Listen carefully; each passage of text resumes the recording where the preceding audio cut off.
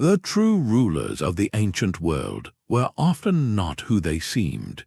Behind every great king, a hidden network of royal women quietly shaped the course of empires. You are about to learn the precise, secret strategies that allowed queens, mothers, and sisters to command armies, control treasuries, and decide the fate of nations, all while remaining officially invisible. We will crack open the ancient playbook of proxy power, revealing how these women used dynastic marriage, religious authority, and palace intrigue to become history's ultimate architects. How did a queen mother command armies from behind a throne? What did a royal wife truly gain from a political marriage? By the end, your understanding of where power truly resides will be transformed forever. What does real influence look like when it cannot speak its own name? The throne room gleams with gold, but the real seat of power is nowhere to be seen. In the rigidly structured courts of antiquity, a queen or empress openly commanding armies or issuing decrees was often unthinkable, a direct challenge to the established social order. Yet to assume these women were powerless is to misunderstand the entire architecture of ancient rule. They operated a different kind of machinery entirely, one built for stealth and endurance. This was the system of proxy power, governance through influence. It was not a shadowy conspiracy but a sophisticated, accepted political strategy for those barred from the official title of ruler. As historian Sarah Pomeroy observed, in many ancient societies, a woman's authority was often complementary and indirect, but no less real for its invisibility. This invisible throne rested on three profound pillars. First was access, granted solely through unbreakable familial ties as a mother, wife, sister, or daughter to the king. This blood connection was her license to enter the innermost chambers of decision-making. Second was the control of information.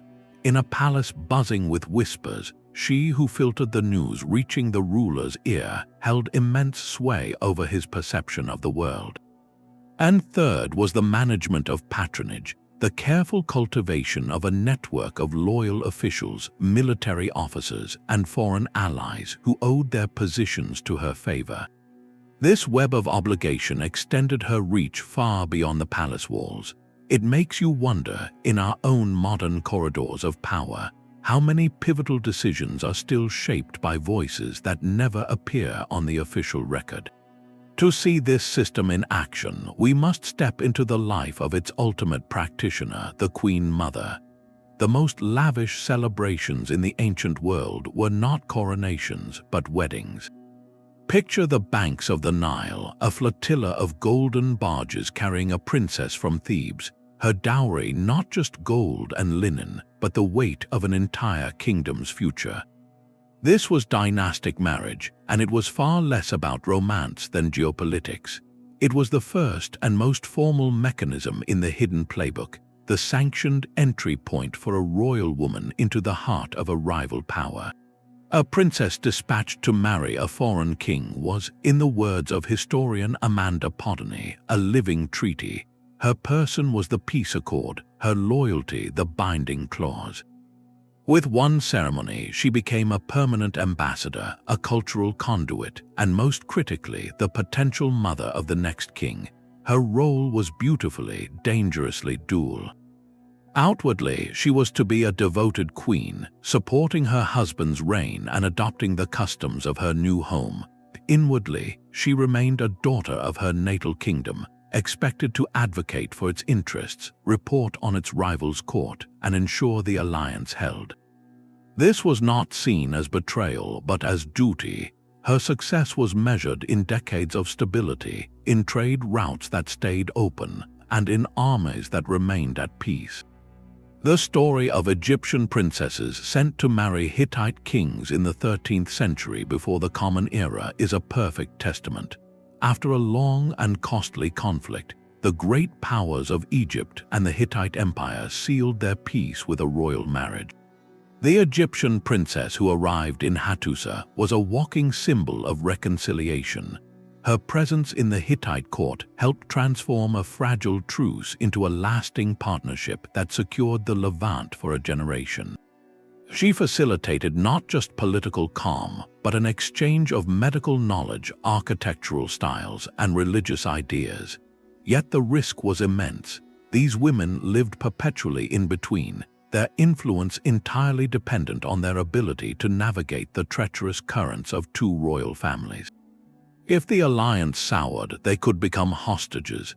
If they failed to produce an heir, their influence might evaporate. But if they succeeded, they became the unseen linchpin holding entire regions together, their quiet diplomacy more powerful than any standing army. This strategic placement was the essential first move, embedding an agent of influence directly into the throne room of another empire. But a princess sent abroad was only one piece on the board. For a more permanent, unassailable form of power, we must look to the woman who could never be sent away, the Queen Mother. Her authority was not imported through marriage, but born from the palace itself, rooted in the most sacred of bonds. While a king's wife could be one of many, his mother was singular and irreplaceable. This gave her a unique cultural sanction, a voice considered inherently loyal, wise, and above the petty rivalries of the court. In the Hittite Empire, the Tawananna, a title often held by the king's mother or principal wife, wielded enormous independent religious and economic power, controlling vast temple estates and corresponding with foreign rulers. An ancient Mesopotamian omen text instructs a diviner to seek out the word of the king's mother for guidance, placing her counsel on par with the inspection of a sheep's liver for predicting the future. This was not informal influence, it was institutional. Her power flowed from a profound cultural logic. As the one who gave the king his life, she was seen as having his ultimate well-being at heart in a way no advisor or general could claim. This perception allowed her to operate in spaces others could not. She could intervene in succession disputes to ensure stability, mediate between her son and his restless nobles, and control access to the royal treasury, effectively funding or stifling military campaigns and building projects. Her network was the original royal household, and her appointments to key positions could shape policy for decades. No figure exemplifies this better than the Hittite queen mother Puduhepa. After her husband's passing, she ruled not as a regent for a child, but as a co-sovereign with her adult son, King Hattusili III. Her seal was required on state documents alongside his. She negotiated a monumental peace treaty and a royal marriage with the great pharaoh Ramesses II of Egypt, corresponding with him directly as a diplomatic equal.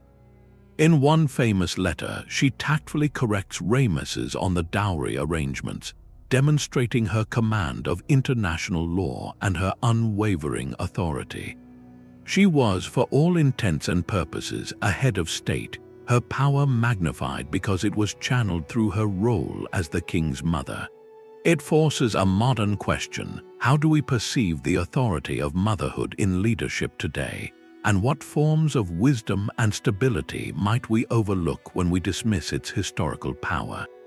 Yet, for the Queen Mother to succeed, she needed eyes and ears throughout the kingdom, a network that could only be built through a currency more valuable than gold, royal patronage. The smoke of sacred incense was a veil more powerful than any palace wall. Beyond the throne room, in the inner sanctums of temples and before the silent mouths of oracles, royal women discovered a source of authority that was considered divine and therefore beyond human challenge.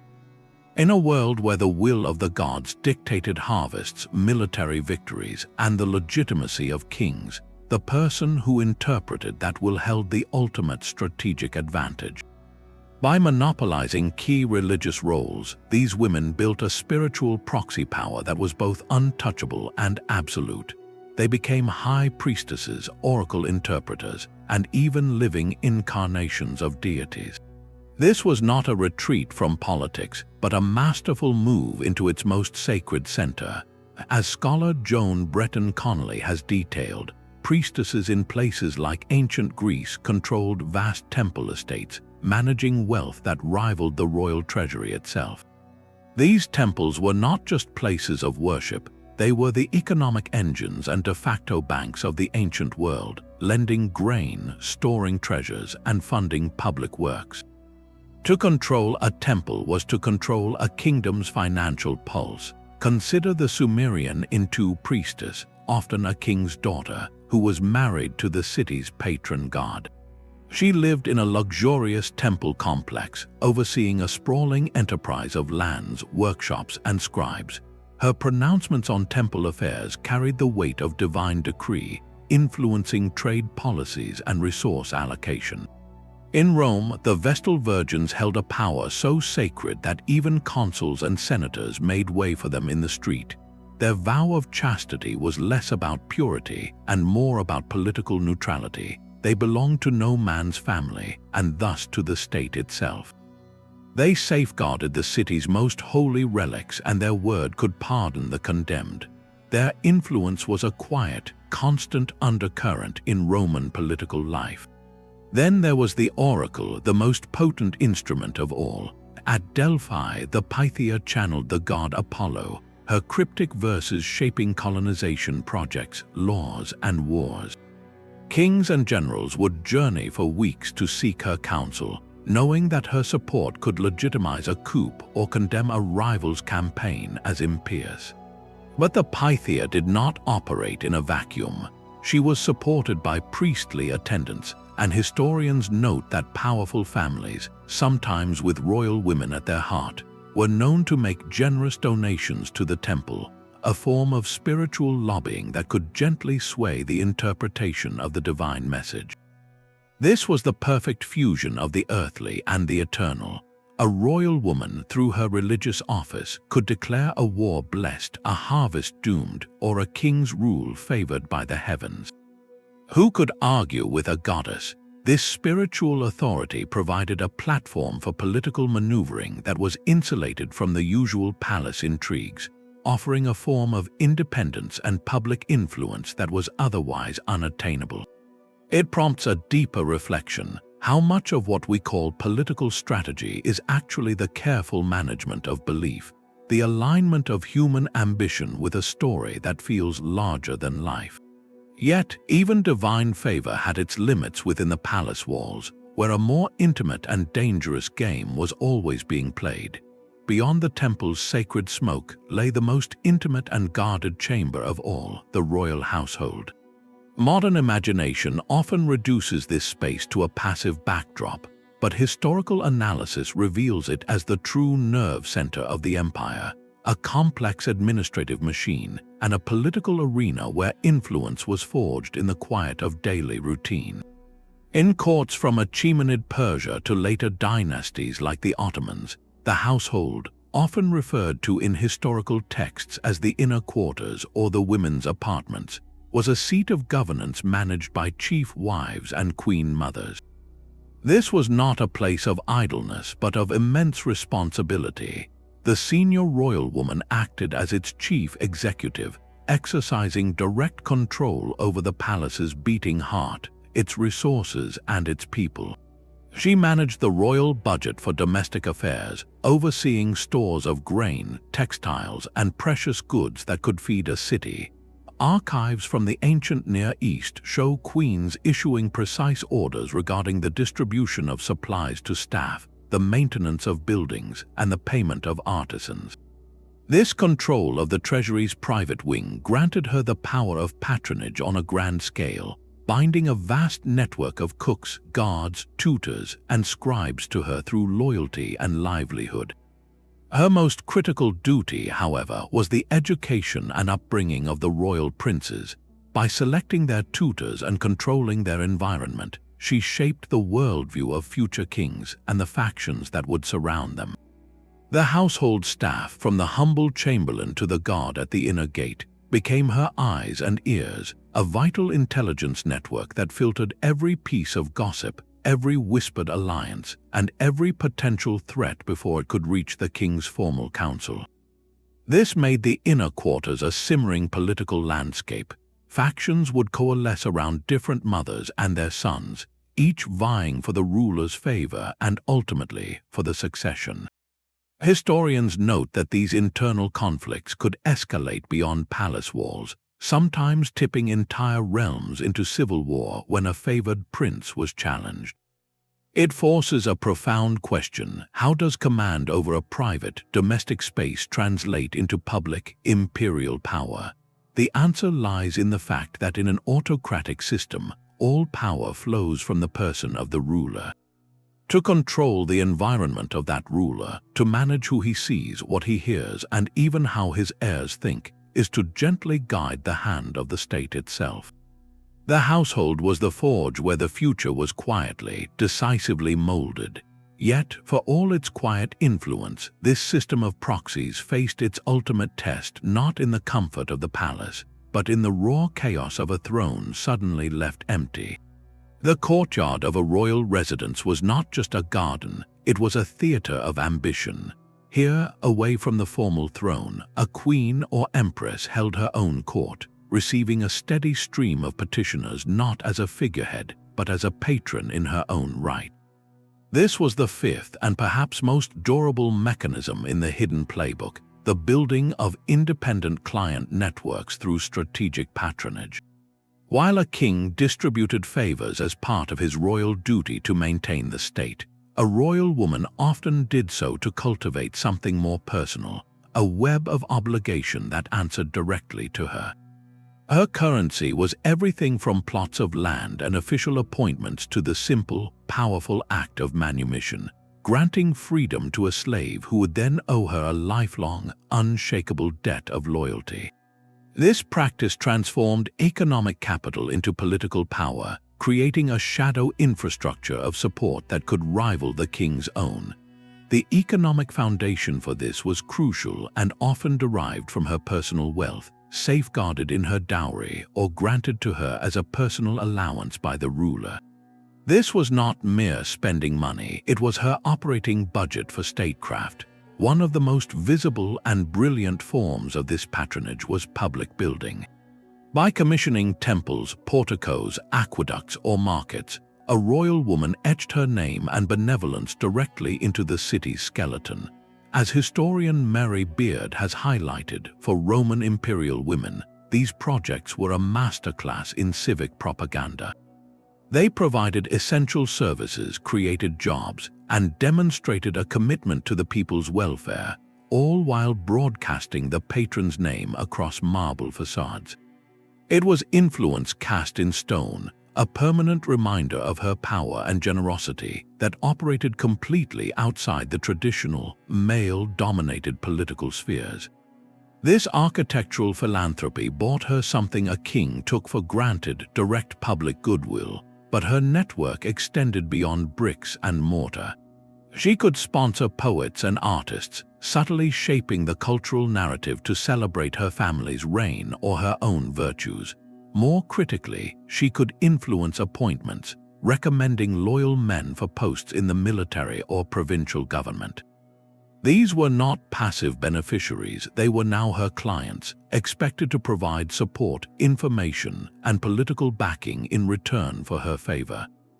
The case of Livia Drusilla, wife of Rome's first emperor Augustus, is a textbook example. While Augustus reshaped the state, Livia meticulously built a parallel web of influence. She used her vast wealth to support senators and equestrians in times of financial need, interceded on behalf of clients in legal disputes, and secured promotions for those loyal to her. Her home became a secondary center of power, where the politically ambitious knew they could seek an audience and potentially find a powerful advocate. This network was so robust that it seamlessly transferred to her son, Tiberius, helping to secure his succession and stabilize his early reign. Her clients, bound by personal gratitude rather than just imperial decree, formed a bedrock of support that was uniquely resilient. This system reveals a profound truth about power. Its most enduring form is often not command but reciprocity.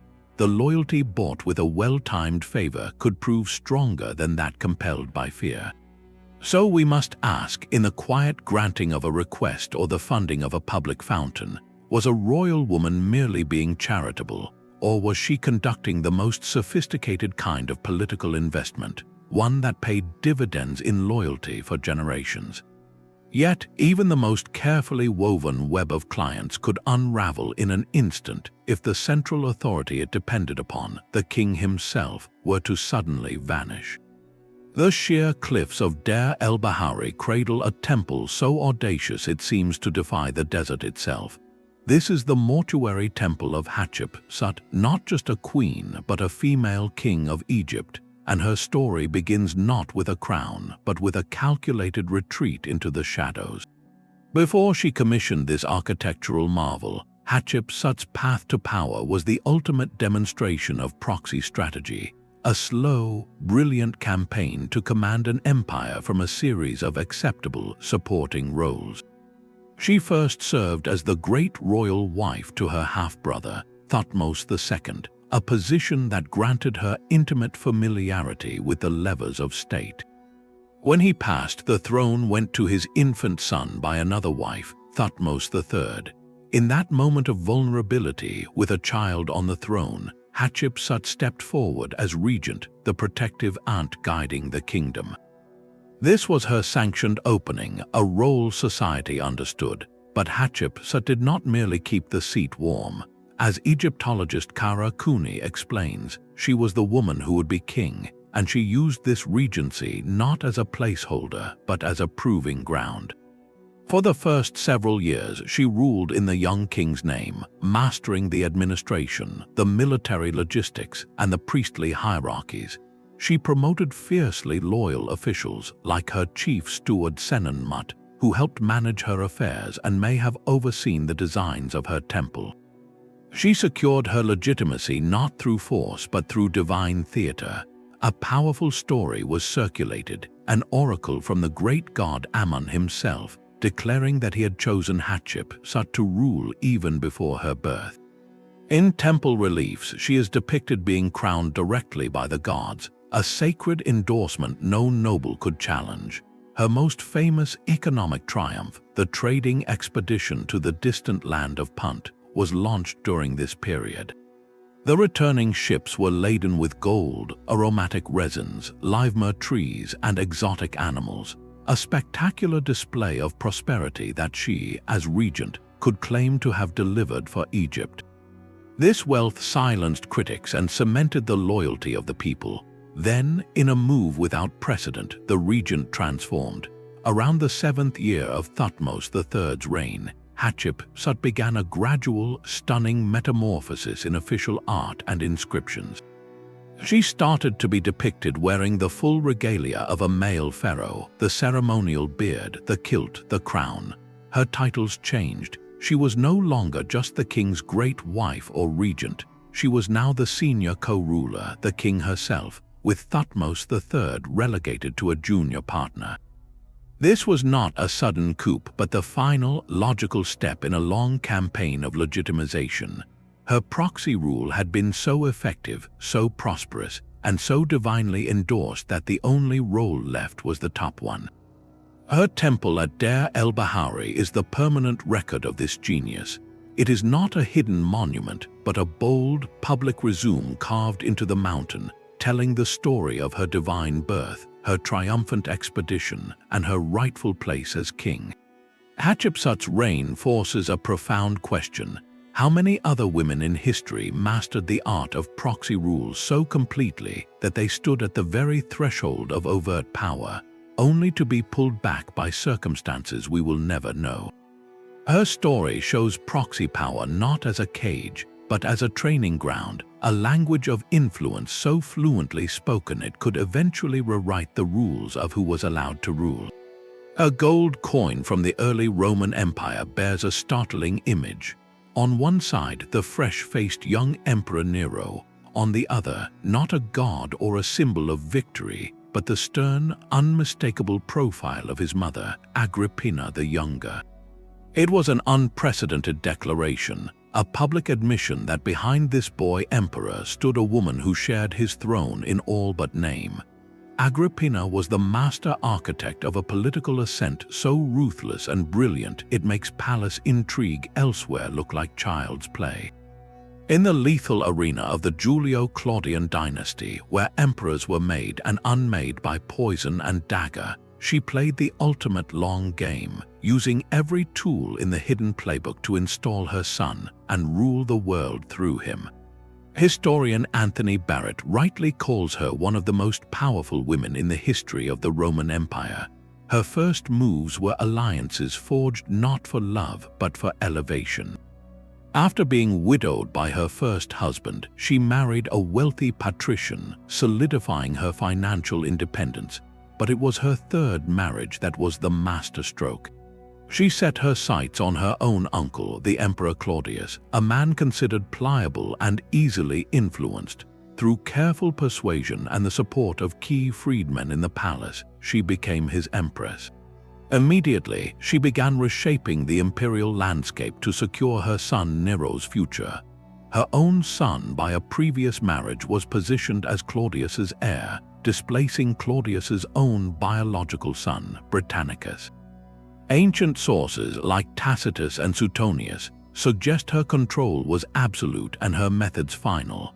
They report that when Claudius showed signs of reconsidering the succession, a plate of his favorite mushrooms prepared by his devoted wife brought about his sudden passing. Whether fact or hostile propaganda, this story underscores the terrifying perception of Agrippina's resolve. With Claudius gone, her 17-year-old son Nero was emperor. And Agrippina moved swiftly to cement her proxy rule. She initially demanded to be present at all meetings between Nero and his advisors, even, as the historian Tacitus records, listening from behind a curtain.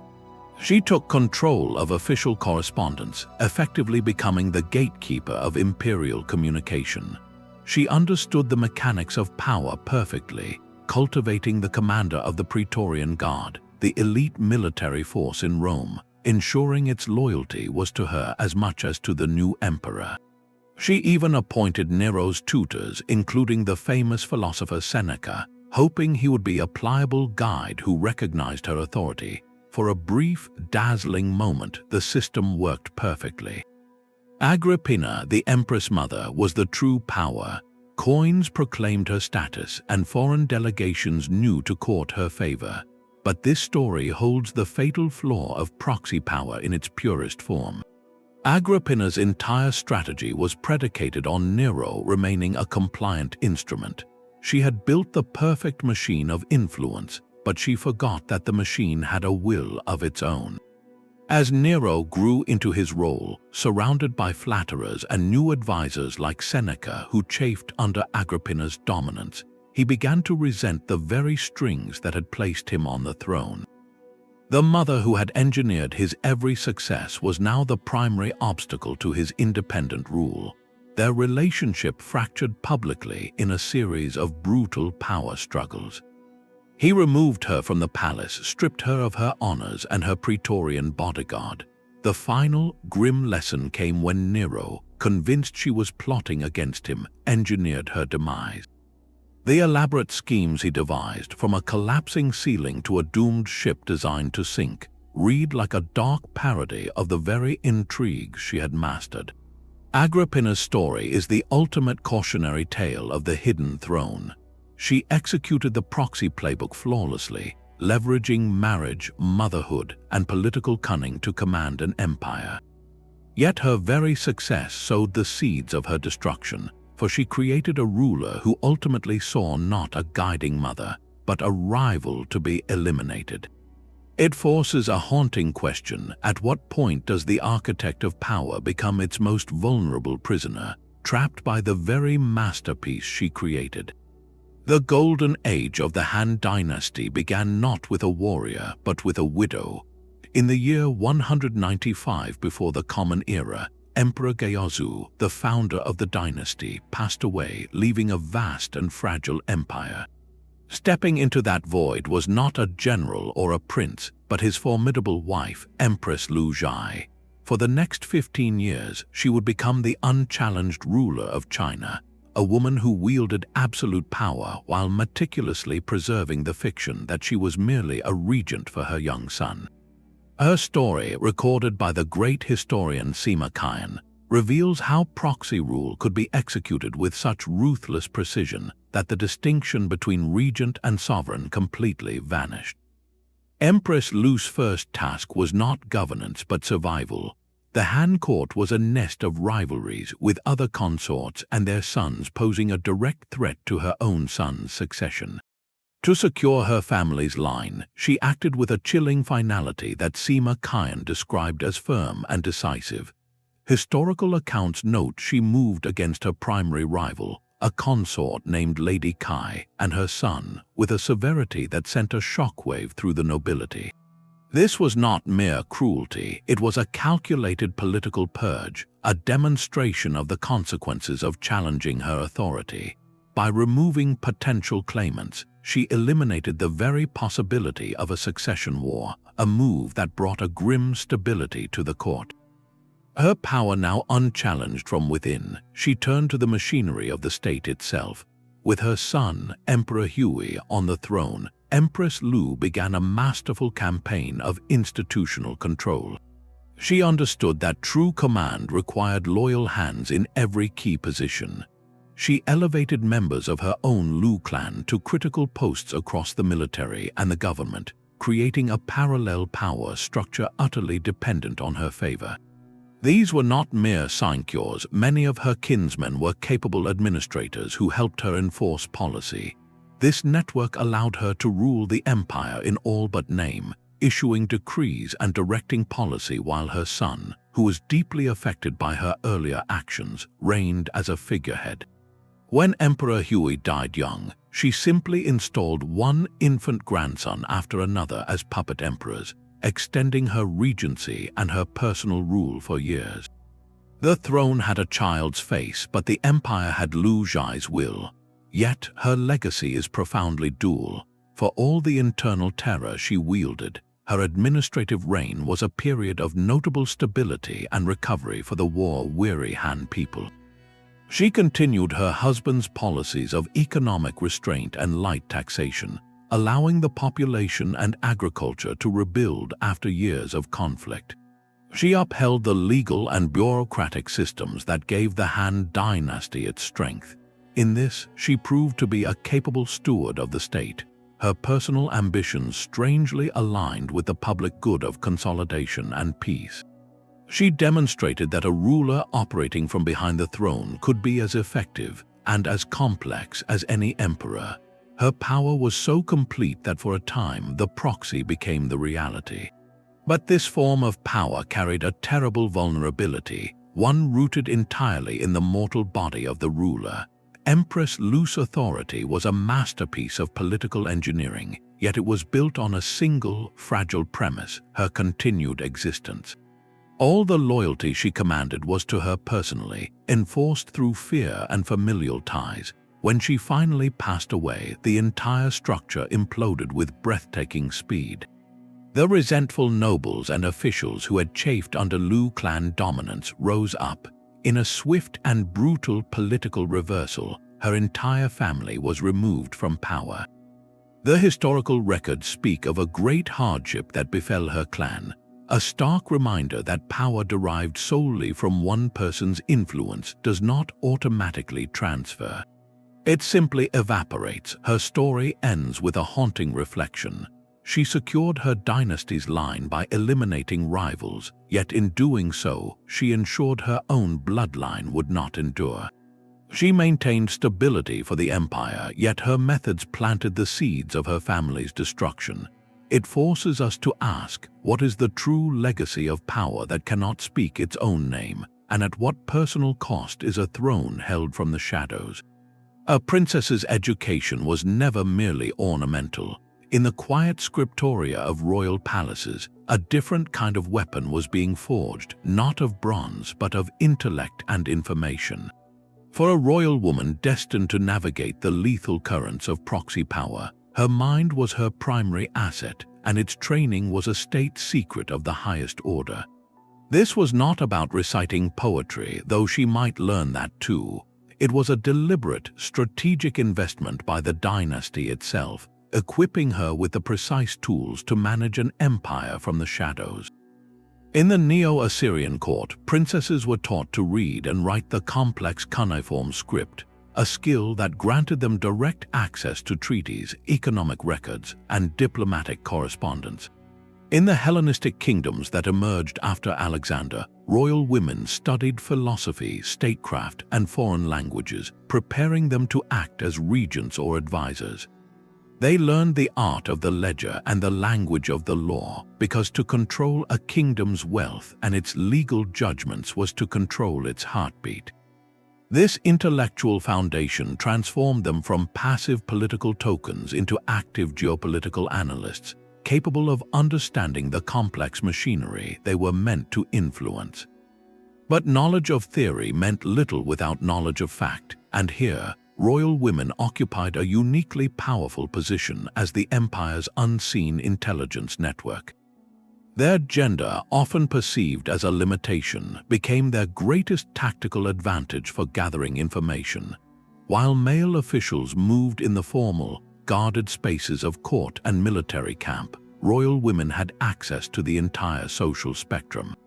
They could listen in the temple courtyards where merchants gossiped about grain shortages, in the weaving quarters where soldiers' wives spoke of morale, and in the intimate setting of other noble households. Their networks of trusted servants, slaves, and ladies-in-waiting became a web of discreet informants, eyes and ears reporting back whispers that would never reach the king's official council. The surviving letters of Babylonian princesses, for instance, are filled with sharp political observation. They write to their father, the king, not just with familial news, but with detailed reports on the loyalty of local governors, the mood of the people, and the movements of potentially troublesome officials. They were his trusted agents in situ, their analysis grounded in the informal chatter of daily life. This practice of intelligence gathering could be elevated to an art of statecraft, as seen in the later Byzantine Empire. Byzantine empresses and high-born women were notorious for maintaining vast and sophisticated spy networks. They cultivated sources within the bureaucracy, the military, and even the church, piecing together a mosaic of information that often gave them a clearer picture of threats and opportunities than the emperor himself possessed. A well-timed piece of intelligence about a planned coup or a disloyal alliance allowed them to intervene decisively, shaping policy and protecting their families' hold on power through preemptive action. This informational dominance was the silent engine of their influence. It meant their advice in the royal chamber was not mere opinion, but was backed by a deeper, often more accurate, understanding of the realities on the ground. Their strategic decisions, who to promote, which foreign policy to support, where to allocate resources, were informed by this clandestine flood of data. So we must reconsider the image of the secluded royal woman. Far from being isolated, she was often the best connected person in the realm, the central node in a human system of information that turned the private sphere into a command center. What does it mean for the course of history when the most accurate map of an empire's fears and loyalties was held not in the war room, but in the quiet confines of the women's quarters? A royal seal pressed into soft clay could move more wealth than a legion on the march. While kings commanded the public treasury, royal women often controlled vast personal fortunes, and this private wealth was the engine of their political influence. Their economic independence derived from sources like dowries, land grants, and gifts from the ruler, provided a discretionary fund for statecraft that operated outside official channels. This was not mere personal luxury, it was a strategic reserve, a hidden treasury they could deploy to shape events. In ancient Mesopotamia, a fascinating class of women known as the Nadatu, often from elite families and dedicated to temple service, became formidable economic players. As historian Mark van der Meerup has detailed, these women, barred from traditional family inheritance, received substantial dowries which they invested with remarkable acumen. They acted as lenders, landlords, and business partners, building portfolios of silver and grain loans and acquiring urban property. Their clay tablets, stamped with their personal seals, are some of the earliest records of private banking, showing a sophisticated understanding of capital and interest. Their wealth granted them social prestige and a voice in community affairs, a clear precursor to the economic proxy power of royalty. Similarly, Roman imperial women like Livia and Agrippina the Younger managed enormous personal estates across the empire, from olive groves in Hispania to vineyards in Campania. The revenue from these holdings provided a continuous stream of income, funding their patronage networks and political maneuvers independently of the state treasury. The strategic use of this wealth followed a clear, powerful logic. It was deployed to create and reinforce loyalty.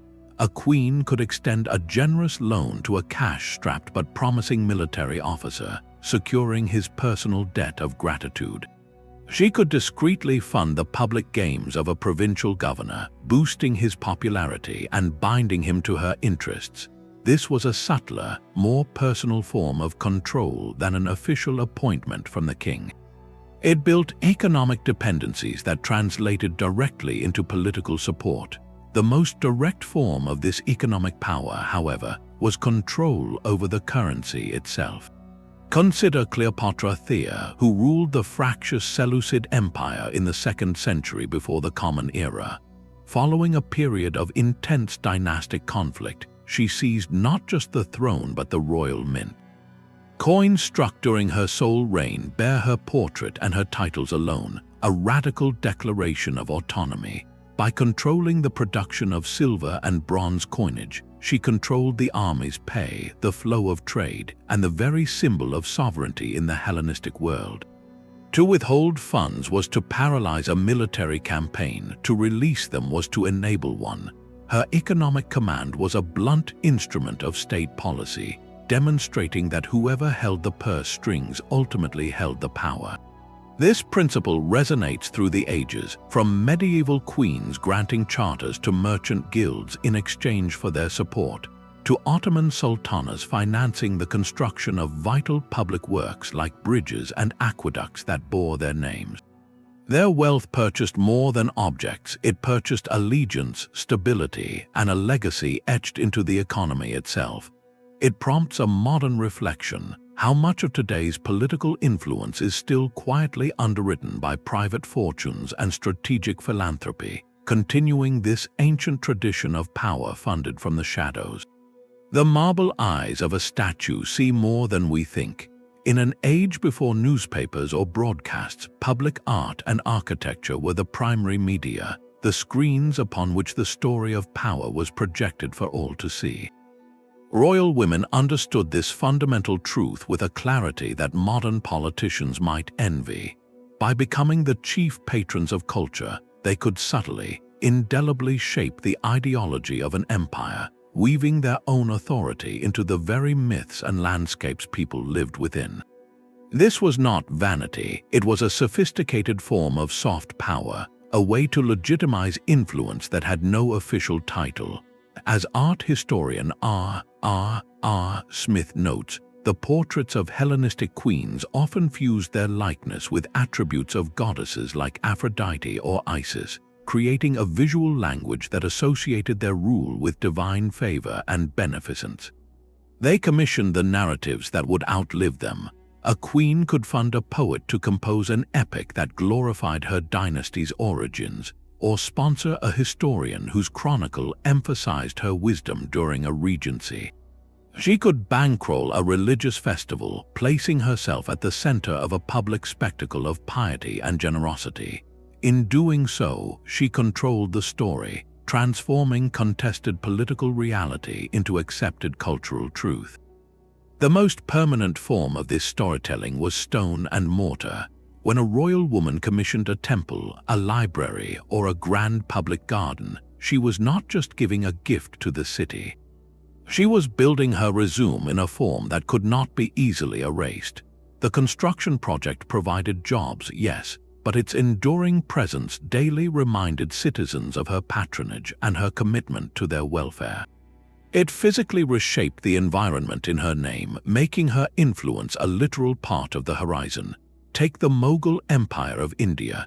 Mughal women like Nur Jahan, the powerful wife of Emperor Jahangir, and her niece Mumtaz Mahal were prolific patrons. Nur Jahan's name is inscribed on caravanserais, gardens, and mosques. She even designed some of the gardens herself, creating serene, ordered spaces that reflected a vision of paradise and imperial control over nature. These were not private retreats, but public assertions of taste, power, and cultural refinement. Her architectural legacy presented her as a cornerstone of the empire's civilization, a narrative that bolstered her immense political influence over court appointments and trade monopolies. Similarly, in ancient Rome, the influence of Poppaea Sabina, Nero's second wife, extended deeply into the artistic sphere. Ancient sources suggest she encouraged Nero's Philhellenic passions, his love for all things Greek, which shifted the cultural orientation of his court. She was also heavily associated with his ambitious urban redesign of Rome after the Great Fire, a project that, while controversial, aimed to rebrand the emperor as a benevolent rebuilder. Her image on coins and in portraits was carefully managed to project a specific ideal of Augustan womanhood blended with divine grace, an attempt to craft a public persona that would soften the edges of Nero's increasingly erratic rule. This cultural curation served a critical dual purpose. For the public, it created a favorable, even beloved, figure to identify with, masking the complex and often ruthless mechanics of proxy control. For the elite, it sent a clear message of her unassailable position within the imperial system. By aligning herself with revered cultural values, piety, generosity, artistic patronage, she made her power seem not just legitimate, but natural and beneficial. Her authority became part of the empire's aesthetic, something to be admired rather than questioned. This raises a profound point about power itself. The most durable authority is often not the one that commands obedience through fear, but the one that inspires acceptance through story. When a population walks through your garden, prays in your temple, or celebrates a festival you endowed, they are, in a subtle way, participating in and validating your rule. The queen who controls the culture controls how history will remember her, and more importantly, how her contemporaries understood her place in their world. So we must look past the battles and the treaties to the quiet patronage of a poet or the alignment of stones in a sacred space, for there, in the realm of ideas and beauty, the hidden throne found its most eloquent and enduring voice. The marble statue could be toppled in an instant. For every Hatshepsut who successfully navigated the path from Proxy to Pharaoh, countless other royal women faced a far more brutal reality. Their power, however immense, was built on a foundation of shifting sand, entirely dependent on the continued consent of the king they stood behind. The moment that consent was withdrawn, the fall was swift and often catastrophic. Imagine the scene in a royal palace, the sudden, heavy tread of guards in a corridor once reserved for whispered counsel. The Queen Mother, perhaps the most powerful individual in the empire just hours before, is now being escorted not as a sovereign, but as a prisoner, by men whose loyalty has been decisively transferred to her own son. This was the ultimate, terrifying limit of proxy power. It was a form of influence that could never fully secure itself, a high-wire act performed without any safety net. The king was the sole source of legitimate authority in the system, and the proxy ruler existed only at his pleasure. When a young king matured and sought to rule in his own name, or when an older king grew suspicious or found a new favorite, the woman behind the throne became the most immediate obstacle to his independent will. Her vast network of clients, her control of information, her religious authority, all of it could evaporate overnight with a single royal command. This precarious position made royal women uniquely vulnerable to becoming scapegoats. When a military campaign failed, when a plague struck, or when the treasury ran low, who better to blame than the influential woman whispering in the king's ear? Ancient historians frequently document this pattern. The Roman historian Tacitus, writing about the imperial court, captures the pervasive suspicion, noting how powerful mothers and wives were often accused of poisoning rivals or using dark arts to control the emperor. These accusations of witchcraft or maleficium were not just slander, they were political weapons, a culturally accepted way to dismantle a woman's influence by painting her as unnatural and dangerous. The consequences were severe and chillingly routine. Exile was a common fate, a sudden removal from the center of power to a remote villa or island, her network severed with one stroke. More final solutions were equally possible. Forced suicide, presented as a dignified choice to preserve family honor, was a grim privilege of the elite. Outright removal by more violent means, often disguised as an accident or illness, lurked as a constant threat. The lack of any formal office meant these women had no legal protection, no official title to shield them from the whims of the ruler or the plots of their rivals. Their power was personal, not institutional, and therefore died with their political standing. The story of Olympias, the formidable mother of Alexander the Great, ends with this brutal lesson. After Alexander's death, she fought fiercely to protect her grandson's claim to the splintering empire, eliminating several rival generals and their families. For a time, she commanded armies and dictated terms in Macedonia, but her ruthless methods created a thicket of enemies. When the balance of power shifted, those she had crossed saw their chance. The families of her victims rose against her. Denied the dignity of a trial or even a private passing, she was found by soldiers and, according to the ancient accounts, met a sudden end. Her story is a stark reminder that the violence one wielded from the shadows could, in a sudden reversal, be turned upon its source. This was the ever-present danger. Male rivals in the court resented her influence over patronage and policy. Other women in the royal household, whether rival wives or their own ambitious daughters, could see her as a barrier to their own ascent. Her position was one of perpetual competition, where today's ally could be tomorrow's accuser. To rule from behind the throne was to live in a palace of mirrors, where every reflection held a potential threat. It forces a sobering reflection. We are drawn to the cleverness of proxy power, the intrigue of influence, but we must also recognize its profound fragility. These women negotiated a path lined with both extraordinary power and existential risk, their legacies forever balanced on the knife's edge of royal favor. What does it truly cost to build a throne you can never officially sit upon, in a world where the only constant is the danger of your own success? The hidden throne was a universal concept, yet its design varied with every civilization's blueprint. To truly understand its scope, we must step back and see the ancient world as a vast laboratory of power, where royal women in distant empires, separated by continents and centuries, were conducting eerily similar experiments in influence. Their success was never guaranteed. It was sculpted by the unique clay of their culture, the shape of their religion, and the rigidity of their political institutions. A panoramic view reveals a stunning tapestry of both profound similarity and stark contrast.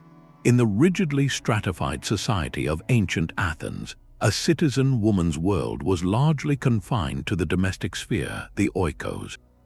Her legal identity was subsumed by her male guardian, her public presence minimal. Proxy power here was intensely private, exercised through managing the household's wealth and raising sons to hold civic office. Contrast this with the Neo-Assyrian Empire, where queens like Sammu Rammat, the legendary Semiramis, controlled vast agricultural estates and their own military units. Assyrian royal women held tangible economic and administrative power, their names appearing on land grants and administrative tablets, a level of official recognition an Athenian woman could scarcely dream of. The difference lay in the political architecture. Athens was a male citizen democracy where public power was explicitly defined by the agora and the assembly. Assyria was an autocratic, militaristic empire where the ruler's household was the state and control of its resources granted direct imperial authority. This pattern of adaptation is clearest when we compare the divine with the bureaucratic. In pharaonic Egypt, the king was a god on earth. This theology created a unique opening. A royal woman could be grafted into that divine narrative, as Hatshepsut proved, becoming a god-king herself. The platform was spiritual and absolute. In the more secular, complex bureaucracy of the Roman Empire, the path was different.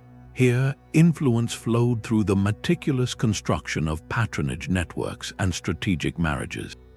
A Roman imperial woman like Livia built power not by claiming divinity, but by binding senators, knights, and military officers to her through favors, wealth, and political support. Her power was relational and legalistic, navigating the republic's faded institutions within an imperial framework. Yet, across this incredible diversity, certain roles transcended culture. The Queen Mother emerges as a near-universal archetype of proxy power. In the Zhou dynasty of ancient China, the king's mother held a revered position, often acting as a trusted advisor and a stabilizing force during succession, a role mirrored centuries later in the empires of West Africa, like Dahomey, where the Queen Mother was a pivotal political and sometimes military figure.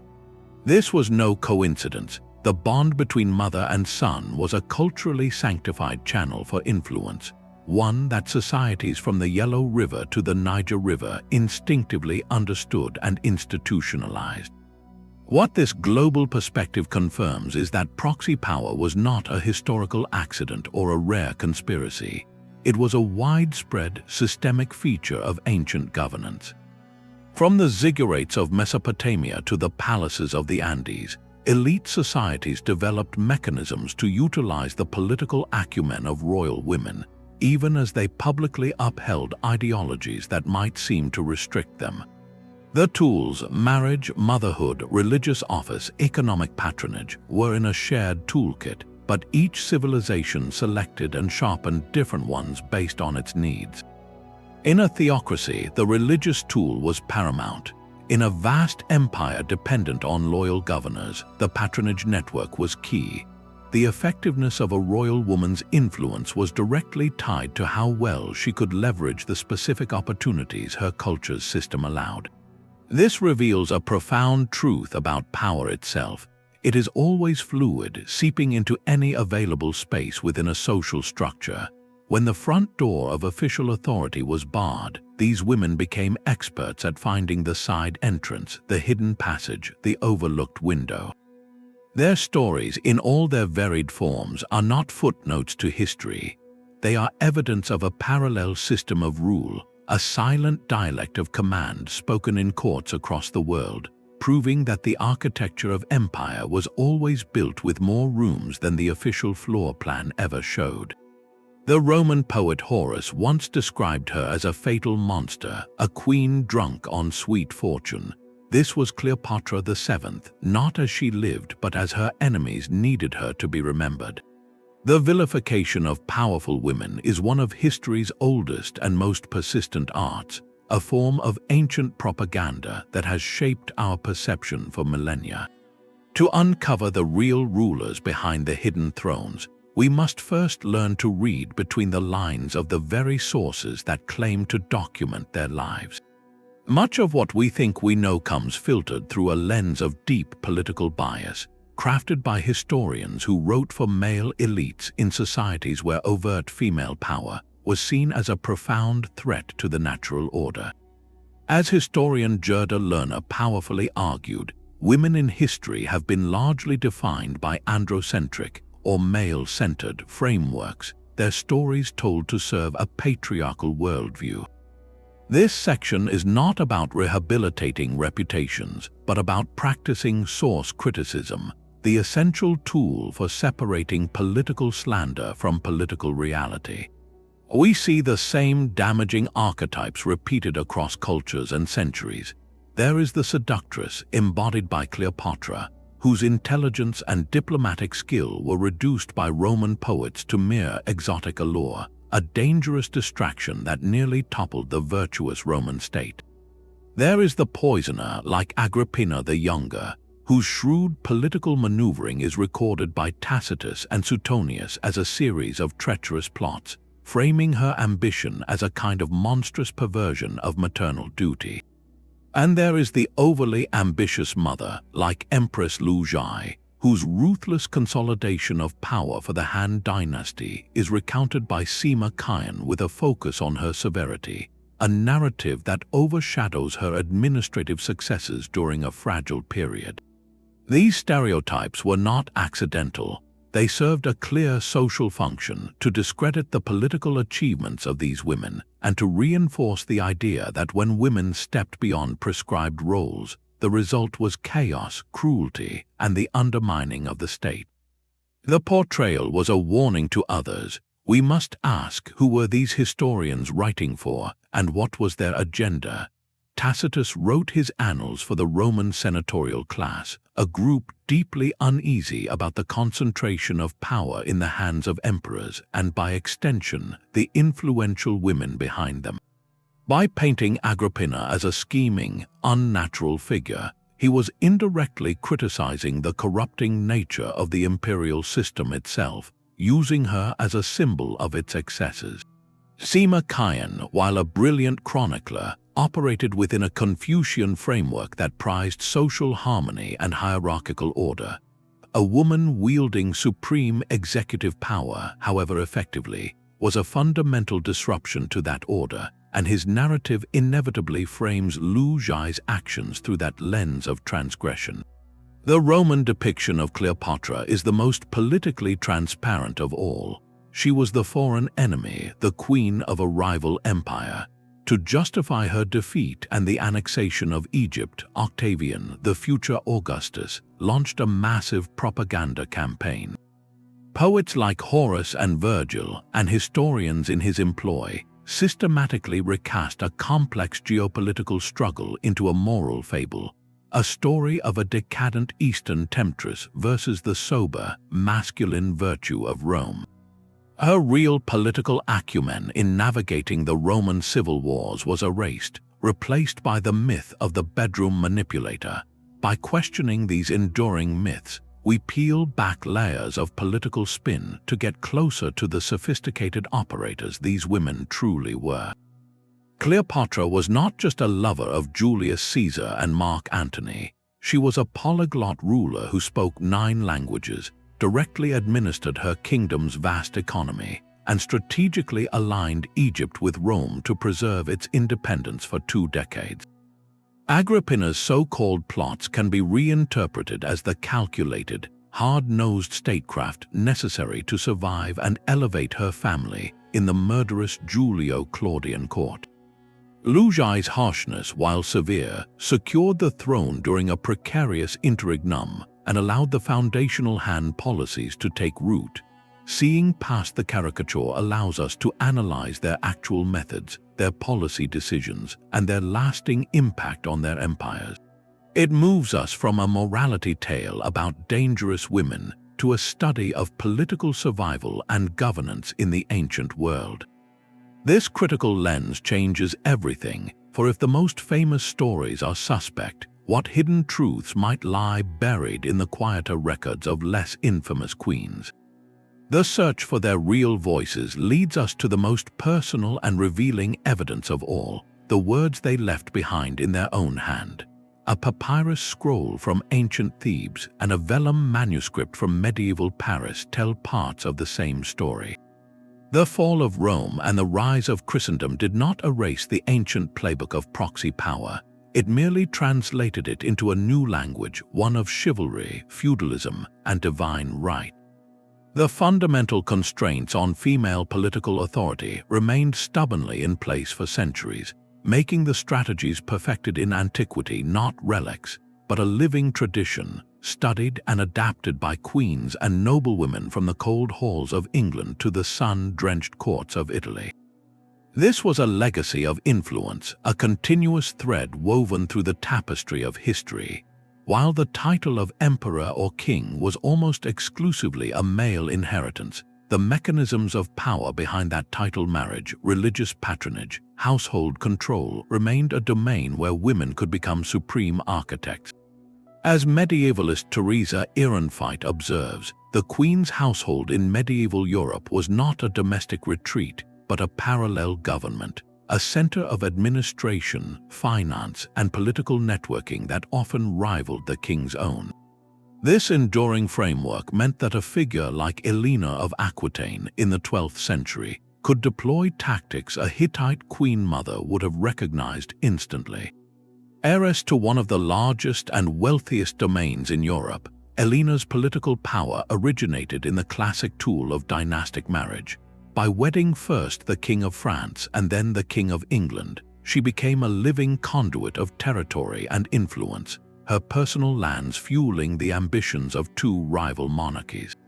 Her court in Poitiers became a famed center of culture and political thought, where she cultivated a network of poets, knights, and theologians, effectively using patronage to shape the ideals of an age. When her sons rebelled against their father, King Henry II of England, Helena was not a passive observer. Historians suggest she was a central organizer, using her independent resources and authority to support the rebellion, a stark demonstration of a queen's ability to leverage her familial and territorial power to challenge the crown itself. Her subsequent imprisonment for over a decade is a grim testament to how threatening that independent power could be to a reigning king. Centuries later, in the turbulent Renaissance, Catherine de' Medici would face similar constraints and wield similar tools with even sharper precision. A Florentine merchant's daughter married into the French royal family, Catherine spent years in the background, sidelined as a foreign queen with no male heir. But upon her husband's passing, she emerged as the relentless regent for her young sons, navigating a kingdom tearing itself apart in religious wars.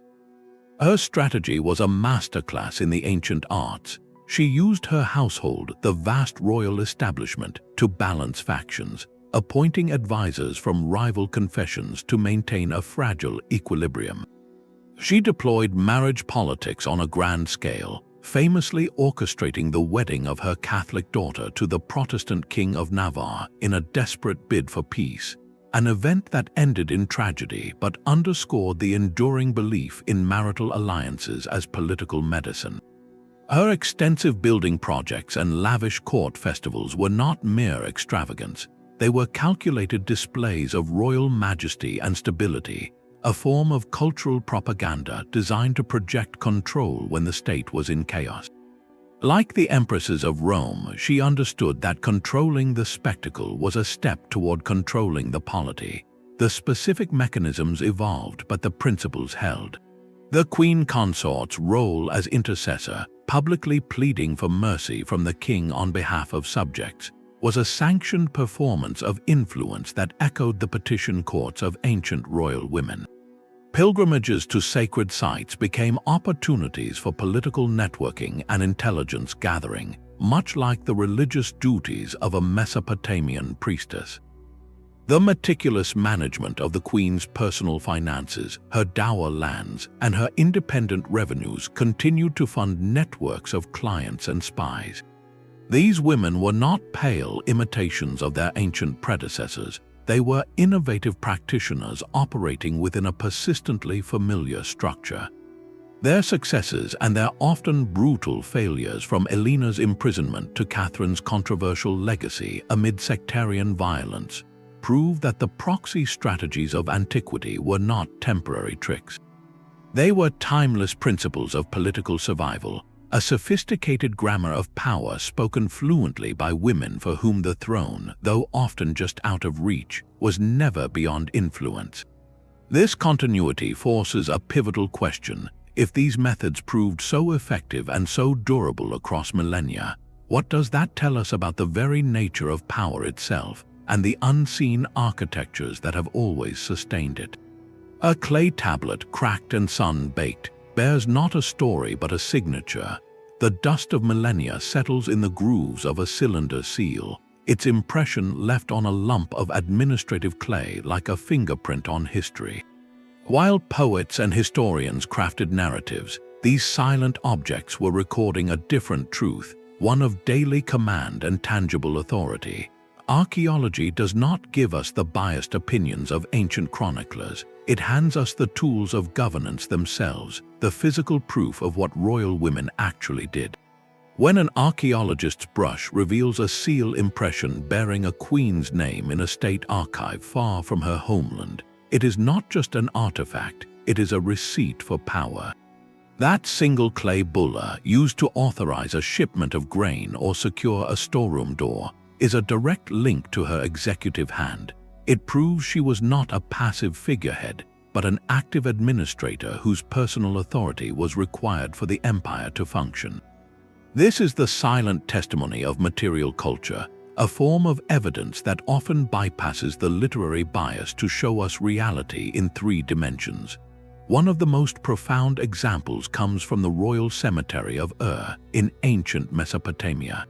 The tomb of Queen Puduhepa, dating to around 2600 before the Common Era, is a staggering declaration of status that no written slander could ever erase. She was buried with a headdress of golden leaves, lapis lazuli beads, and elaborate golden rings, but more telling than the wealth was the context. She was interred with a retinue of attendants, a practice that speaks to her supreme authority, and her chamber contained a cylinder seal inscribed with her name and title. This was not merely jewelry, it was the instrument of her rule, placed with her for the afterlife. The scale and opulence of her burial goods, compared to those of kings in the same cemetery, leave no doubt. Puduhepa was a sovereign ruler in her own right, her economic and religious power cemented in gold and lapis for eternity. Her tomb forces us to confront a simple fact: the material record often grants women a stature that contemporary texts, when they survive at all, might minimize or ignore. Beyond the splendor of tombs, archaeology reveals the granular details of economic management. At the Mycenaean palace of Pylos in Greece, linear B tablets list women with the title Kai Ya, overseeing workshops of textile workers. In the ancient world, textile production was not a trivial craft. It was a major state-controlled industry. The cloth produced was a form of currency, used for trade, diplomatic gifts, and paying obligations. For a woman to be named as the supervisor of such a critical economic sector on official palace records indicates she held recognized, formal administrative power.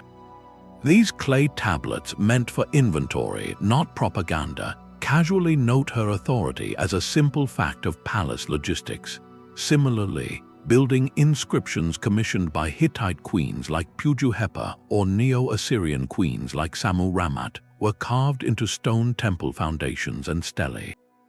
These are not hidden messages, they are public monuments, paid for from the queen's own resources, claiming credit for the construction of holy sites and irrigation projects. The stone itself, placed for public view, asserts her role as a benefactor and a partner in kingship. Every artifact tells a dual story of function and of identity. A seal not only secured a jar, it broadcast the owner's name and office. Jewelry was not just adornment, it was a mobile display of wealth and connection, with gemstones sourced from distant networks only royalty could access.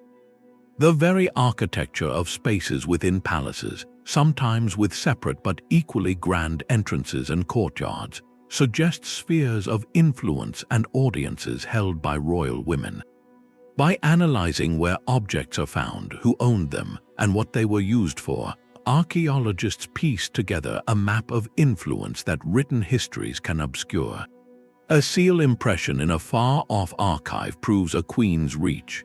A statue bearing her likeness in a temple proves her sanctioned piety and public role. The quality and symbolism of her grave goods argue for her perceived status in the afterlife, a direct reflection of her power in life. This tangible evidence demands a re-evaluation. It gives voice to women whom written records often rendered silent or deliberately painted as sinister. When we hold the weight of a queen's seal or stand in the chamber she built, we are confronted not with a rumor or a stereotype, but with the physical residue of her command. The archaeology does not ask us to imagine her power, it shows us the tools she used to wield it. This silent testimony, etched in clay and stone, invites a humbling thought. How much of history's true balance of power have we missed because we were listening only for the voices in the texts and not looking at the hands that held the seals? The true throne was built not of stone but of nerve. Beyond the political strategies and economic networks lay the most demanding arena of all, the inner landscape of the mind. A royal woman navigating proxy power faced a relentless psychological marathon, a daily exercise in persuasion, perception, and profound self-control. Her success depended less on the authority she was given and more on the immense emotional intelligence she had to cultivate, a non-tangible but utterly critical skill set for surviving a world where a single misread intention could mean exile or worse. This was the art of influence in its purest form, a mastery of human nature under the most extreme pressure. Consider the volatile atmosphere of any ancient court. Factions swirled around the king, each jockeying for favor, each a potential ally or a lethal enemy. A royal woman had to become an expert cartographer of these invisible alliances. She needed to discern who was loyal to the crown, who was loyal to her, and who was loyal only to themselves. This meant listening more than she spoke, observing micro-expressions and offhand comments, understanding the hidden grievances and ambitions of every significant player. It was a continuous, high-stakes analysis of social dynamics, requiring a patience that could span decades. Livia Drusilla's long campaign is the ultimate testament to this. She did not force her son Tiberius' succession in a single bold stroke. Instead, she orchestrated it over years, gently maneuvering potential rivals out of favor, steadily promoting Tiberius' military achievements, and always presenting herself as the devoted, traditional wife of Augustus. Her patience was not passive, it was a strategic, sustained pressure applied with invisible hands. She understood that in the game of dynasties, the most powerful moves are often the slowest. This psychological toolkit also demanded a precise sense of timing, knowing with instinctual clarity when to advance and when to make a tactical retreat. A public confrontation or a direct demand could shatter the carefully maintained fiction of her passive role. Sometimes, influence meant orchestrating an event so that the desired outcome seemed to be the king's own brilliant idea. Other times, it meant withdrawing entirely from view during a crisis, allowing a rival to overextend and falter, only to return when the situation demanded her stabilizing presence. It was a perpetual dance of visibility and concealment, where her true intentions had to remain masked behind a performance of wifely duty or maternal concern. She managed a dual identity, the public persona crafted for consumption and the private strategist operating behind it. The emotional labor was immense, requiring a resilience that could absorb setbacks, betrayals, and the constant threat of violence without ever showing a crack in her composure. What modern leadership often frames as crisis management, these women lived as a permanent condition. They operated without a secure mandate, their position perpetually contingent on the favor of another and the loyalty of their network. This required a form of courage distinct from the battlefield, a courage rooted in emotional endurance and calculated risk-taking. Every intervention was a gamble, every piece of advice carried the potential for backlash.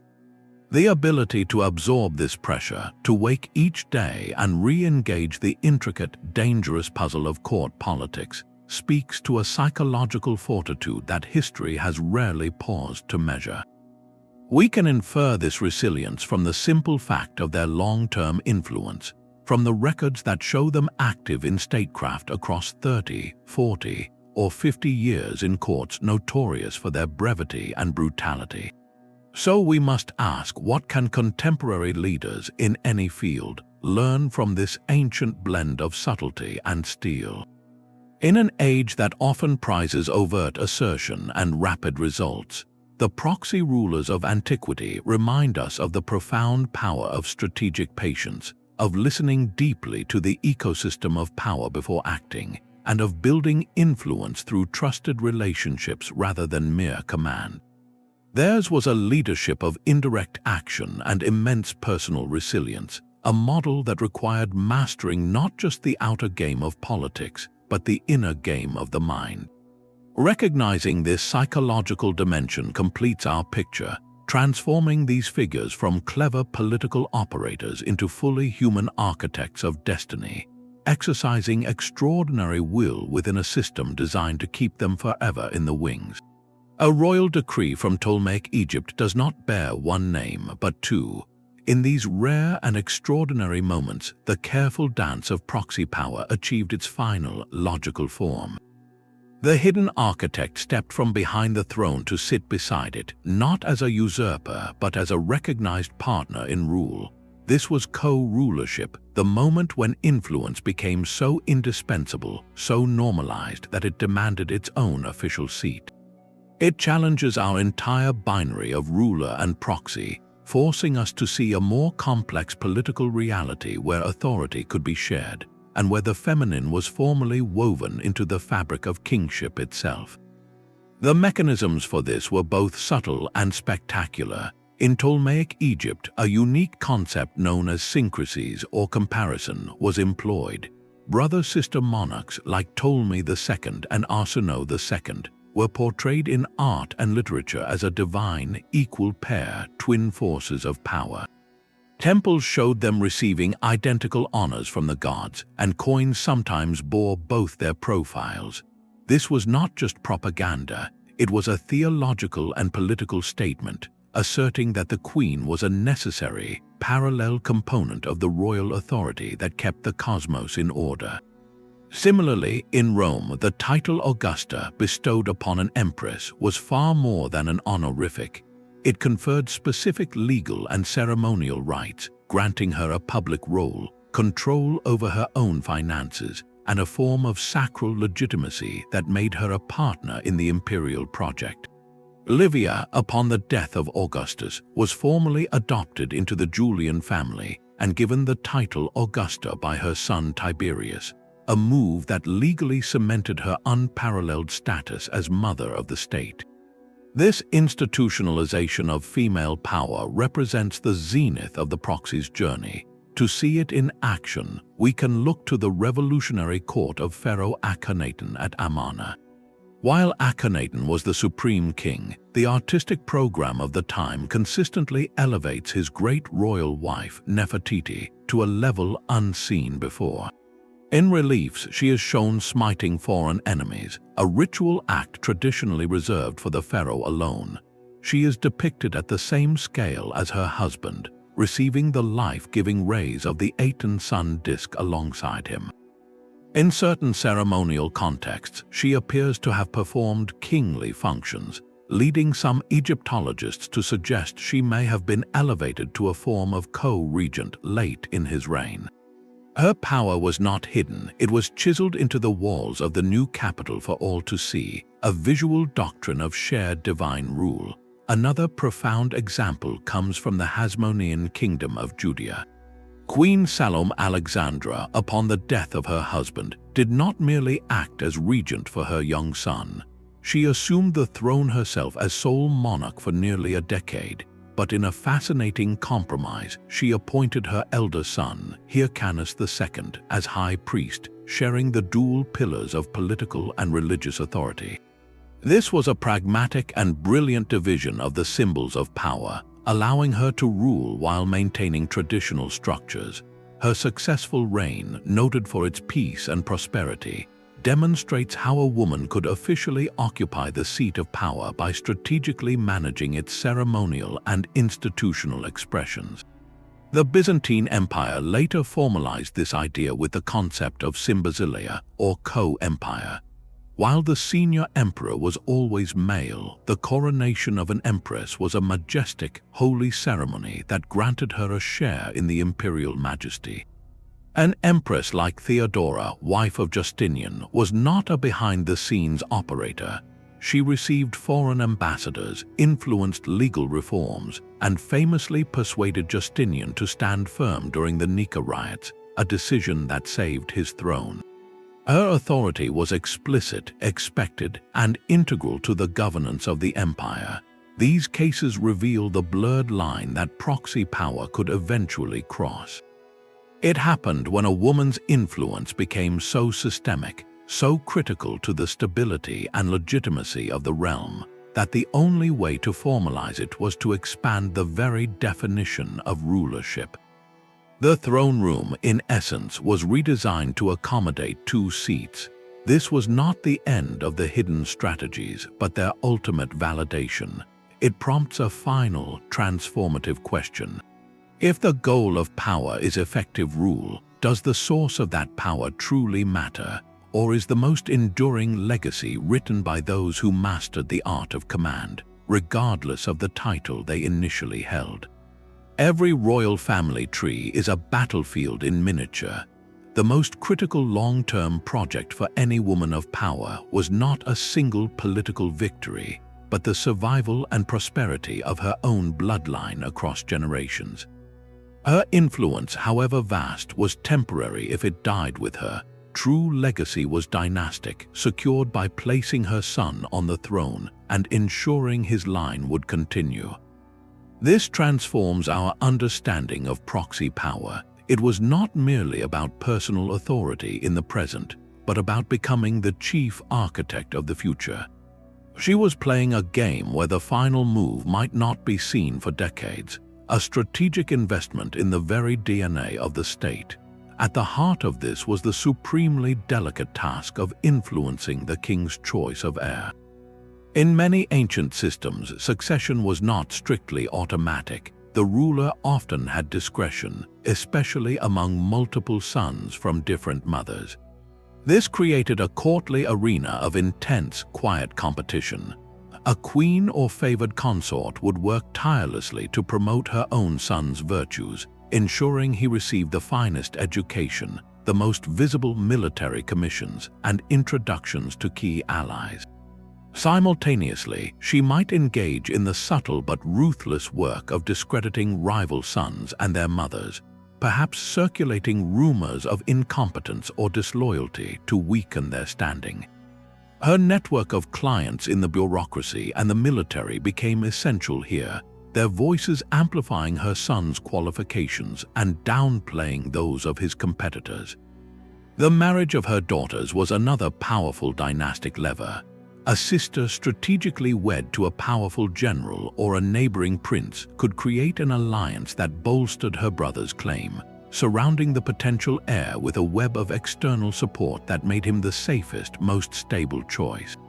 Historians analyzing succession crises note that the absence of a strong maternal advocate often doomed a prince's chances, regardless of his birth order. The royal woman was the ultimate kingmaker, her decades of cultivated influence culminating in that single, pivotal decision. When this intricate system functioned well, it provided seamless transitions and enduring stability. But when it broke down, the consequences were catastrophic. The chaos following the death of Alexander the Great offers a stark lesson. With no clear adult heir, his empire became a prize fought over by his generals, the Diadochi. In this vacuum, the 2 most prominent royal women, Alexander's mother Olympias and his widow Roxana, found their proxy power horrifically exposed. They were not orchestrators but pawns, their value tied solely to the infant king in Roxana's arms. Olympias fought fiercely, allying with one general against another to protect her grandson's claim, but her actions, while bold, could not compensate for the lack of a unified military structure loyal to the dynasty itself. The subsequent conflicts, a decades-long series of wars, carved Alexander's empire into fragments. This tragedy illustrates the foundational truth: the quiet work of royal women in managing succession was not a side plot. It was the primary safeguard against civil war. Their success meant a century of peace under a new line. Their failure meant armies clashing and borders redrawn. Their role in building the dynasty was therefore the most consequential form of statecraft, a patient weaving of family and politics that determined whether an empire would endure or shatter. The law code of Gorton is carved not in a palace but on a public wall in Crete. Its words, etched in stone for every citizen to see, methodically dismantle a woman's legal personhood, transferring her guardianship from father to husband upon marriage. This was not an isolated decree, it was part of a vast systemic counter-strategy. For every ingenious method royal women devised to wield influence, the patriarchal structures of antiquity developed an equally sophisticated playbook to contain it. To see the full scope of the game, we must now examine the moves of the other side, the deliberate, often legalistic, efforts to circumscribe the very proxy power we have been exploring. Kings and lawgivers understood the threat of unmanaged female influence, and they responded not with sporadic anger, but with institutional innovation, building walls of law, architecture, and ideology designed to keep political agency within strictly defined male channels. One of the most direct methods was through legal codes that restricted economic independence. In classical Athens, a woman could not own property in her own name beyond a modest dowry, nor could she engage in significant financial contracts without a male guardian or kyrios. Her wealth was always mediated, her ability to build the independent patronage network so crucial to power, legally throttled at its source. Similarly, ancient Roman law under the early Republic placed women under the perpetual guardianship of male relatives, a system known as tutela mulierum. While these restrictions loosened over time, the foundational principle was clear: to limit a woman's capacity to act as an autonomous economic and political actor. Alongside the law came physical architecture designed for containment. The concept of segregated women's quarters, from the Greek gynekonitis to the later Ottoman harem, was not merely about privacy or seclusion. It was a spatial strategy of control. By creating a separate, inward-focused domain, the palace design aimed to physically limit a woman's access to the public, political spaces where alliances were forged and decisions were made. It turned the household from a potential command center into a managed enclosure. Beyond bricks and legal scrolls, rulers wielded the softer but equally powerful tool of cultural propaganda. A constant stream of literature, poetry, and public rhetoric promoted an ideal of female modesty, domesticity, and silence. In Rome, the early ideal of the univera, a woman who married only once, and the matron who dedicated herself solely to home and children, served as a cultural counterweight to the ambitious imperial women who were, in reality, shaping policy. These stories created a social expectation, a benchmark against which any politically active woman could be judged and found wanting, labeled as unnatural or dangerous. The state-sponsored narrative was a preemptive strike against influence, defining the proper sphere for women so narrowly that any step beyond it could be framed as transgression. Within the palace walls, more cynical and direct counter-strategies were employed. One of the most calculated was the appointment of eunuchs to key household posts. In courts from Byzantium to Ming China, rulers deliberately placed castrated men in charge of the inner quarters, the treasury, and as personal secretaries. This was a brutal but logical move. Eunuchs, unable to found their own dynasties and often isolated from traditional clan loyalties, were seen as owing their allegiance solely to the emperor. They broke the power of royal women by inserting a loyal, male intermediary between the ruler and his female relatives, disrupting the direct channels of information and supplication that women had mastered. Another classic tactic was to encourage factionalism among the women of the court itself. By taking multiple wives or consorts, a king could create a competitive environment where mothers and their sons vied against each other for his favor. This divide and rule strategy kept the women preoccupied with internal rivalry, preventing them from uniting into a cohesive political bloc that could challenge him directly. The king became the arbiter of their fortunes, forcing them to channel their energies into pleasing him rather than building independent power bases. Perhaps the most dramatic counter-strategy was the periodic purge. When a maternal family or a specific queen mother became too powerful, too embedded in the machinery of state, the reaction could be swift and violent. History is punctuated by moments where kings turned on the very networks that had supported them. A maternal uncle who commanded the army might be accused of treason. A queen mother's favorite officials might be exiled, or in extreme cases, the entire maternal kin group could be removed from court, their influence erased in a single, bloody political reset. These purges were the ultimate assertion that proxy power existed only at the king's sufferance, a stark reminder of its inherent fragility. Yet, we must ask a pivotal question: how effective were these extensive containment measures in the long run? The persistent, recurring influence of royal women across millennia suggests an answer. They were often only partially successful. For every law, there was a loophole exploited through a trusted male relative. For every segregated quarter, there emerged a clever system of messengers and loyal servants. For every propaganda campaign promoting domesticity, a queen like Livia or Cleopatra Thea crafted a public image that aligned with cultural virtues while she exercised profound power. The containment strategies created friction and danger, raising the stakes immensely, but they rarely eradicated the drive or the ingenuity to find a path to influence. This endless push and pull, this tension between female agency and systemic constraint, was not a sidebar to ancient politics. It was one of its central, defining battlegrounds.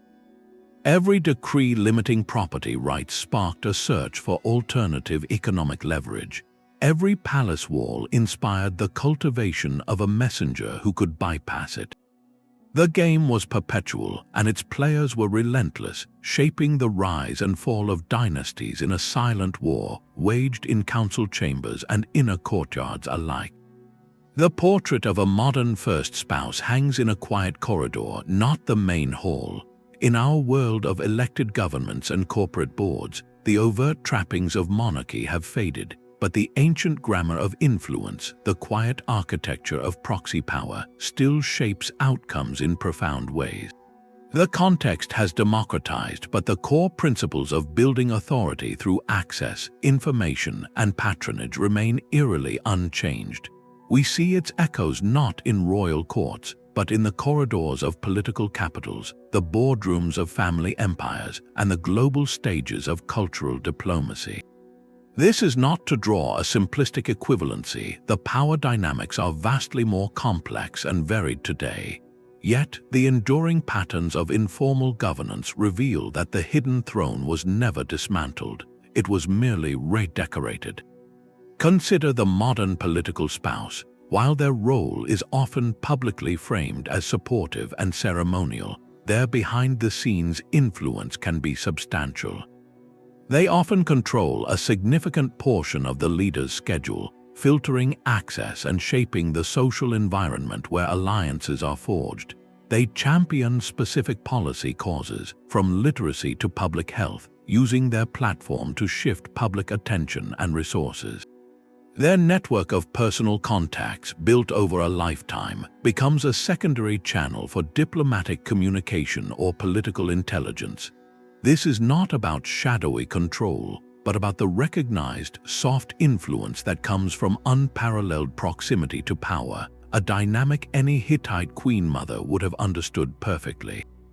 The mechanism of the political dynasty is another clear parallel. In nations around the world, family names carry weight across generations. A daughter, son, or sibling may enter politics, not solely on individual merit, but buoyed by a pre-existing network of loyalists, donors, and name recognition built by their parent or relative. This inherited network is the modern equivalent of the royal patronage web, providing a foundation of support that an outsider must spend decades building. The family itself becomes a political institution with its own internal hierarchies and strategies for maintaining influence, managing succession, and protecting its legacy, echoing the dynastic preoccupations of ancient royal houses. In the corporate sphere, the family-owned conglomerate operates on nearly identical principles. A founder's child may be groomed from a young age, given strategic roles, and introduced to key clients and partners, building their authority through controlled access and visible mentorship.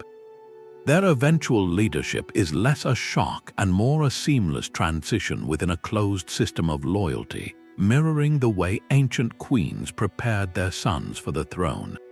Even the modern lobbyist or strategic advisor functions on a proxy model. They wield immense influence by controlling specialized information, framing issues for decision-makers, and connecting clients to the right people within a government or corporation. They are the professionalized version of the royal counselor, their power derived not from a title, but from their perceived indispensability and their carefully cultivated network. Finally, the concept of cultural soft power is a direct descendant of the ancient patronage of temples and festivals. Nations today invest heavily in cultural ambassadors, educational exchanges, and the promotion of their language and arts abroad. This is not hard military or economic power, but the slow, subtle work of shaping perception, building goodwill, and making a country's values attractive. It is the modern funding of a public garden or a poetic epic, an attempt to win hearts and minds to create a more favorable environment for political and economic goals. These parallels make the struggles of ancient royal women feel startlingly immediate. Their stories are not dusty artifacts, but case studies in the perennial human challenge of exercising influence within constrained systems. By studying their methods, we gain a lens to decode the hidden architectures that still operate around us, in every arena where access matters more than title, and where relationships quietly shape the fate of policies, companies, and nations.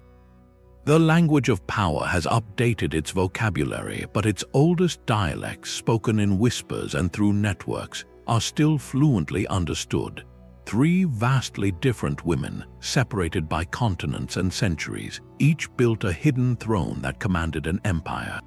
Hatshepsut in Egypt, Agrippina in Rome, and Lü Zhai in China operated in unique worlds, yet their successful reigns reveal an identical blueprint, a shared recipe for effective proxy power. This final synthesis uncovers the universal pillars that allowed them to rule against all odds. The first, non-negotiable ingredient was legitimacy. They could not simply seize power, they had to weave their authority into the sacred fabric of their culture. Hatshepsut mastered this perfectly, commissioning a divine birth myth and temple art that showed the god Ammon himself crowning her. She spoke the language of pharaonic divinity fluently. Agrippina and Lü Zhai worked within the sanctity of motherhood.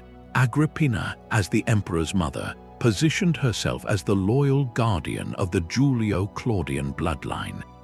Lü Zhai, as Empress Dowager, acted as the protective regent for her son, and later her grandsons, a role Confucian society understood as a duty. All three understood that to influence an empire, you must first be seen as its natural, even destined, guardian. The second pillar was the ruthless control of resources, both tangible and human. This was not passive wealth, but active capital deployed for political ends. Hatshepsut controlled the treasury that funded her monumental trading expedition to Punt, an economic triumph that bought her prestige and silenced detractors. Agrippina secured the loyalty of the Praetorian Guard, the military key to Rome, and managed a vast network of political clients. Lü placed her kinsmen in critical military and governmental posts, creating a parallel power structure that answered to her. They all recognized that influence without the means to enforce it or reward loyalty was merely persuasion. Their control of money, soldiers, and appointments turned abstract influence into concrete command. The third, darker pillar was strategic ruthlessness, the willingness to act decisively against rivals. In the lethal environment of absolute power, hesitation could be fatal. Hatshepsut systematically marginalized her stepson, Thutmose III, for years, ensuring no rival court could form around him. Ancient sources portray Agrippina as removing anyone, including an emperor, who threatened her son's path. Lü moved with terrible finality against consorts and princes who challenged her son's succession. This was not mere cruelty for its own sake, it was calculated statecraft. In systems with no peaceful mechanism for transferring power, the elimination of rivals was seen as a grim necessity to prevent civil war and ensure stability. Their actions, however severe, were logical within the brutal rules of their political game. Yet, with this shared recipe, why did their stories end so differently? Hatshepsut died peacefully after a long and prosperous reign, her legacy intact until later attempts to erase her. Agrippina was killed by the son she made emperor. Lü's clan was annihilated immediately after her passing. The difference lies in the final, elusive ingredient, sustainability. Hatshepsut, while acting with ruthlessness, ultimately transitioned from Proxy to a formal, crowned king. She institutionalized her power, embedding it in monuments and bureaucracy, making her authority less dependent on her personal relationship with a single man. Agrippina's power, by contrast, remained entirely personal and relational, tethered to her control over Nero. When he matured and rejected that control, her entire structure collapsed because it had no independent legal or institutional foundation.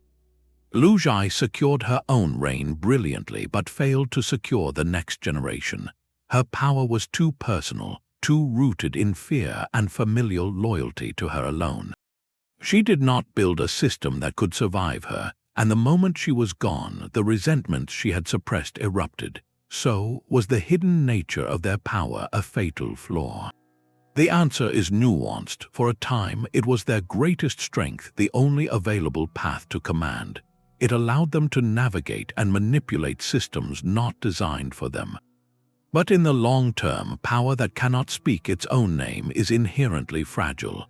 It remains vulnerable to the whims of the official ruler, the shifting tides of court politics, and the inevitable transfer of generations. Their ultimate legacy teaches us that the most effective hidden rulers were those who, like Hatshepsut, used their proxy period not just to rule, but to quietly rebuild the rules, inching their influence from the shadows onto the official seal, the temple wall, and the coin of the realm. They understood that true endurance required transforming influence into an institution, so that when they finally left the stage, the throne they built, whether visible or not, would remain standing. The ultimate legacy of these hidden rulers is not a simple verdict, but a profound and enduring question. When power operates without a public title, when influence flows through unseen channels, what are the ethical costs? We have followed the brilliant strategies, but now we must confront the moral landscape they inhabited, and by extension, the one we still navigate today.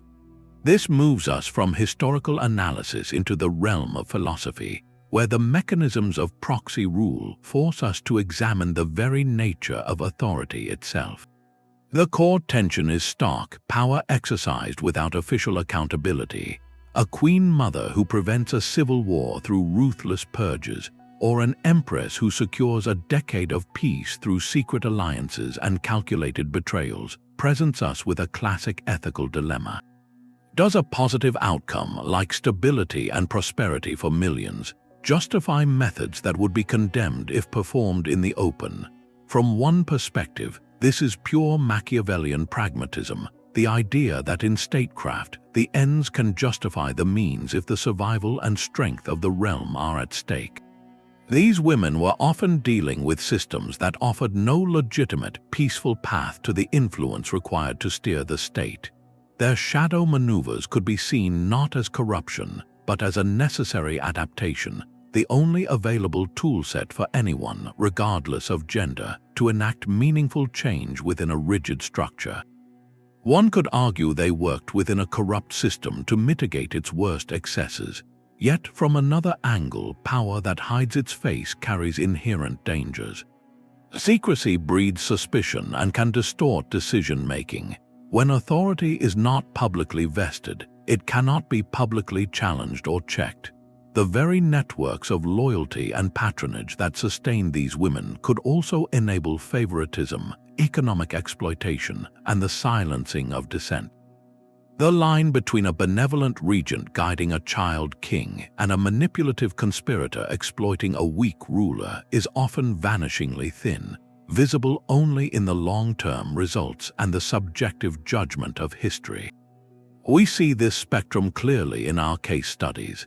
Hatshepsut's reign is largely remembered as a golden age of art, trade, and monumental construction, her proxy strategies culminating in a prosperous and stable Egypt.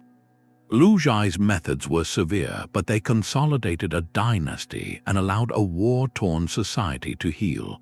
Their stories tempt us to endorse their methods because of the tangible peace that followed. Agrippina's story, however, ends in murder and chaos, a reminder that power built on personal manipulation alone can unravel catastrophically, poisoning the very dynasty it sought to elevate. The system itself must be held to account. These women did not create the rules that forced them into the shadows. They inherited a political game that was already rigged. Their choices, whether brutal or brilliant, were made within a framework that denied them a legitimate seat at the table. To judge them solely as individuals is to miss the point. The more pressing inquiry is to judge the system that made such extreme, hidden maneuvering the only viable path to agency for half of its elite population.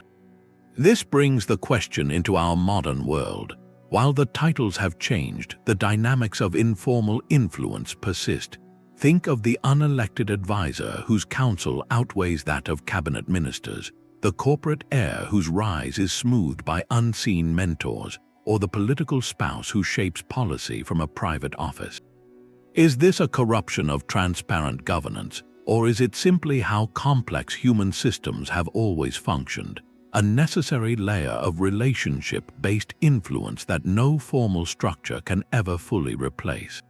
There are no easy answers, only better questions. Engaging with this ethical complexity is the final, crucial step. It prevents us from falling into simple admiration or condemnation.